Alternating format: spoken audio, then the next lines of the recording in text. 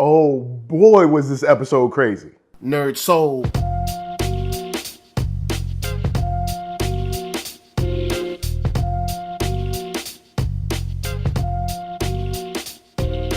LeIllKid at OneYoungsta holding it down, bringing that StreetGeek and NERDSoul. What is up, my people, today? Yeah, we coming with another wonderful episode of On Screen. Let's not waste no time because we talking about Star Trek Discovery. And there's really 4 people I need to talk about, and I'm gonna try to build up that way. So I wanna talk about Saru and how this young man, young alien, young whatever, I forgot the name of his race, but he has really blown up. I mean, look at how he glowed up in this episode. Not only taking charge when it comes to Stamets, also taking charge right in front of Orel's face. Just like, yo, look, we need you to fix this guy. And if you don't believe it, look at him yourself. Look at what you've done to this man. And because of course, Ash and Valk are kind of like, I guess, jockeying for position and, you know, becoming so intertwined that maybe their connection may crumble the whole shell of the body itself. But Saru has really came through as captain. Like early in the season, I was thinking, man, yo, Saru could never be a captain, man. He barely be a number 1. But Saru is really, really impressive. I got to give him his props, man. He stood up and took it to another level. Now let's talk about Stamets, who really had a chance to fill out his attitude, his psyche in this episode, dealing with his other self from the other side. We find out that, of course, the Stamets from over there has been using the network to kind of do whatever nefarious activities he wanted to on his own. And he also had to deal with the loss of his partner. He had to deal with trying to find his way back. He had to deal with the fear of just this network and what the enemy was and what the darkness was and recognizing what the other side is. And that really made a big difference in this episode, his realization as other people were realizing as well, because this episode as a whole was just about realization. And I like how he played off of himself or his other self, as well as staying guarded enough to know that everything in this network psyche spot isn't completely right. You know, something's definitely off here, and I'm not sure what it is, but something's not right. So I like the fact that he was able to not only reconnect with his partner, you know, kind of like for that closure, that one more last time, but also be able to kind of like snap himself back. And now that he's back, hopefully we'll be able to do something to get back on our side. We can get back where we're supposed to be and then put the bad guys back where they're supposed to be in their own world. But now let's move on to, of course, Michael Burnham, who showed a lot of range in this because she had to keep it quiet for her captain, also kind of, you know, come correct for the Emperor as well, but while staying guarded enough to not get killed. You know, even meeting the Emperor, holding back her own, you know, tears and her fear, and also holding back her own emotions to kind of be the Michael that she thinks is on in this world or in this universe.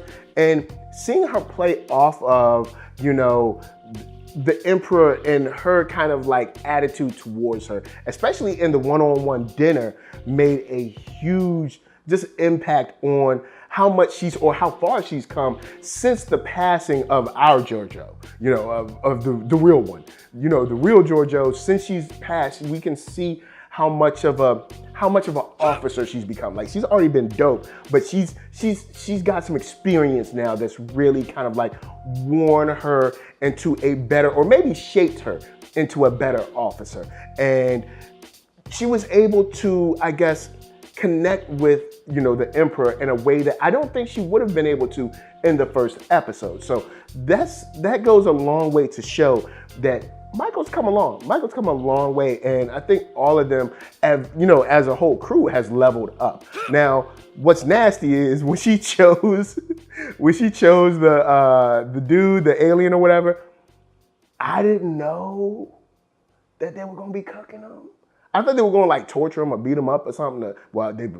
I guess, you know, they did beat him up. They killed him. But I'm just saying, I did not expect to be eating him 2 scenes from now. And it was it was a little tough. Cause I mean, like when she was eating them, I was only thinking of Saru. I was like, oh man, she's eating a Saru. But you know, look, when in Rome, you know what I'm saying? So now that we got some main players out the way, you know, our big main core, there's two folks that I gotta talk about next because this episode was crazy. Now, you know, I love Saru, you know, I love Stamets, you know, I love Michael. But this episode was definitely won by two folks and two folks only. Now, when we get to that, you already know who it is. But of course, first, KURO brand gonna help us pay them bills.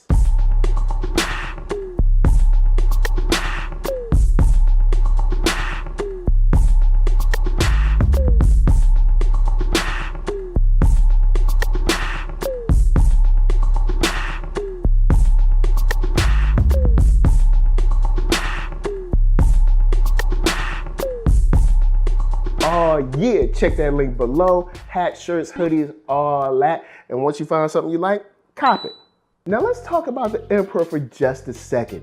Her knowing kind of already that something was wrong about Michael, something wasn't right, it speaks to her character.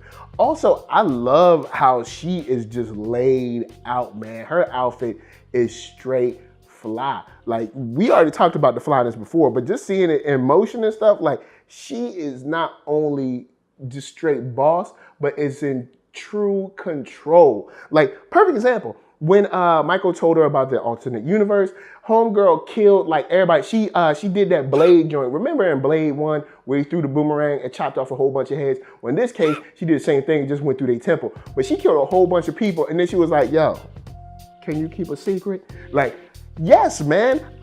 You think I'm gonna slip? Yo, I ain't slipping on this. This ain't not a peep. Lock and throw the key away.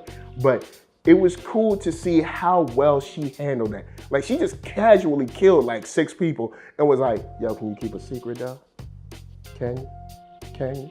But I love how she came through. Man, Michelle Yeoh is killing it this season, man. Like, for her to play, you know, the main role and then come back in this capacity, man, she's just killing it. Like, I really don't have any other way to kind of like just express it, but she is really holding it down as the Emperor. Now, of course, we know the real JoJo is gone, but this one, you know, this one will do. I mean, maybe we can soften her up, man. Maybe, you know, being around the Federation will make her change her mind and change her ways or something. I don't know. Maybe she'll look in the mirror or something. But the point is, like, not only is she strong and able to do, you know, the killing and all that, but she was able to have that kind of like sort of tender moment with Michael. And that means a lot for their relationship, because even though she's like, you know what, I have to execute her, you know, I still, you know, I love you, or I loved you, or whatever. And, you know, seeing how that tugged at her heartstrings, maybe the Emperor's not made of stone. Now we've talked about 4 folks, but we have, of course, one standout extra person for all of us, who is Captain Lorca. Yo, who would have ever thought that old boy was already from the other side? That means that he either A, he's already crossed over without the Discovery or Defiance, or the whole crew has already been over there for like years. Who knows how long, you know what I'm saying? Been over there for a minute, or maybe he just went over himself, took the place and got in it. Like, there's so many questions to ask about how long he's been over there, but it also makes a lot of sense. You know, on the Federation side, everybody's like, yo, man, like, Lorca, you going all crazy, you doing all this stuff. And actually, his activity is mad par for the course. Like, I mean, he's like, yo, I'm evil, dude. Like, all I do is fight and blow things up. Like, I'm doing normal stuff compared, you know, like, on the other side, like, I'm being lenient. And in this case, I have to give a shout out to the writers. I didn't see this coming. I always thought Lorca was dirty, and I thought that he'd probably be better suited on this side because he was dirty.